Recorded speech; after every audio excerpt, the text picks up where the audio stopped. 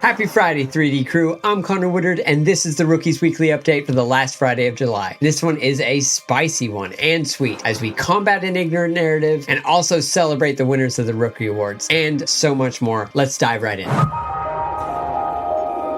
VFX is a critical part of the movie industry. Without it, modern movies do not exist. People who are anti-CGI are simply anti-bad CGI, which is fantastic. We all are. Check out this article from The Guardian. It's exactly as they'd have done it in the 1910s. Honestly, I'm dying because this is so stupid.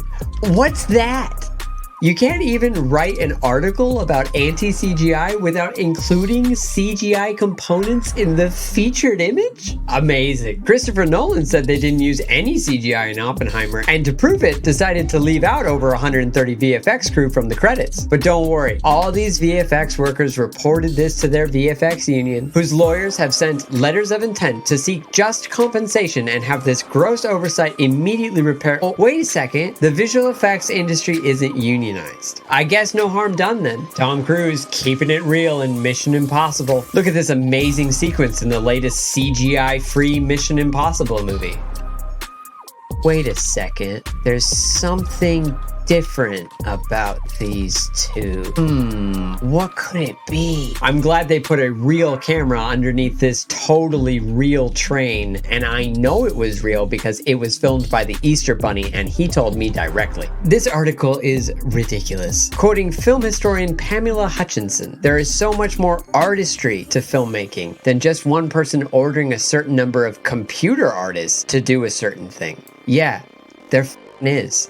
Unbelievable. I would like to propose a challenge. Hashtag no CGI challenge to any director, producer, publisher, studio that says they didn't use CGI to release their raw plate footage with no 3D assets, no compositing, no color correction, no keying, no wire removal, no rotoscoping, no set extension, just raw plate. And then count how many people come to your movie. VFX and practical effects are not in competition. They work together like we should be. And when done poorly, or under unrealistic time constraints, or unrealistic budgets, neither look great. So to Hollywood, stop crapping on the people that are essential to your stories. Up next, SIGGRAPH 2023 starts August 6th, and I am looking forward to covering some of the cool stuff that will be announced. Mila Kunis has partnered with World of Warcraft to sell pet packs in-game to raise funds for Ukraine. All proceeds will fund humanitarian relief. Activision Blizzard has laid off around 50 employees from its eSports department. One of the laid off employees said there was no warning and none of us who were laid off were offered any opportunities to switch roles or teams. That sucks. I found that story through Hitmarker's weekly newsletter. Speaking of esports, EVA is trying to break into the mainstream with VR esports. That looks super fun to play. Michael Tanzillo has written another great article on the power of effective written communication, which I think many 3D or soon-to-be 3D professionals could benefit a lot from. It's how you should write your emails or speak professionally and effectively. Good stuff, Michael. You're making the industry a better place. Von Pixel over on Twitter, or X now, I guess, posted this super creative workflow that I think many of us have imagined, but none of us actually did. Taking a scan of a cardboard mold and turning it into an epic world. Fantastic work. The people's calls have finally been answered. You can now play as cats on Call of Duty.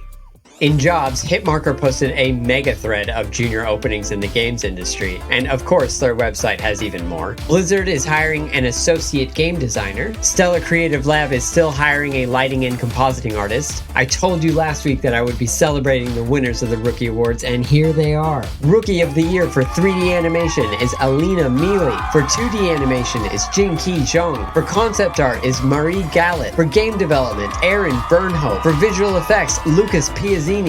For ArcViz, Serena Beccari. For motion graphic, Josh Young. Immersive media, Tan Kai Ching. Product design, Glenn DeBacher. Digital fashion, Simone James. The 2D animated film of the year goes to The Sun is Bad. The 3D animated film of the year goes to Moroni. The visual effects film of the year is The Ghoul Project. The console and PC game of the year is Salty Sales. The immersive media game of the year is Night Blooms. The mobile game of the year is Delachess. All of the runner-ups, the highly commended, the people's choice, all of the finalists, and all of the participants. This Rookie Awards was the biggest and most impressive yet, and you should all be really proud of yourselves. The first featured artist outside of the Rookie Awards is Manuel Varela for this fantastic Wolverine sculpt that looks like a 3D print. The next featured artist is Massimo Ricci for this beautiful 3D groomed cat. The next featured artist is animator Emma Cartwright for her thorough breakdown and behind the scenes look at one of the most epic shots in animated history.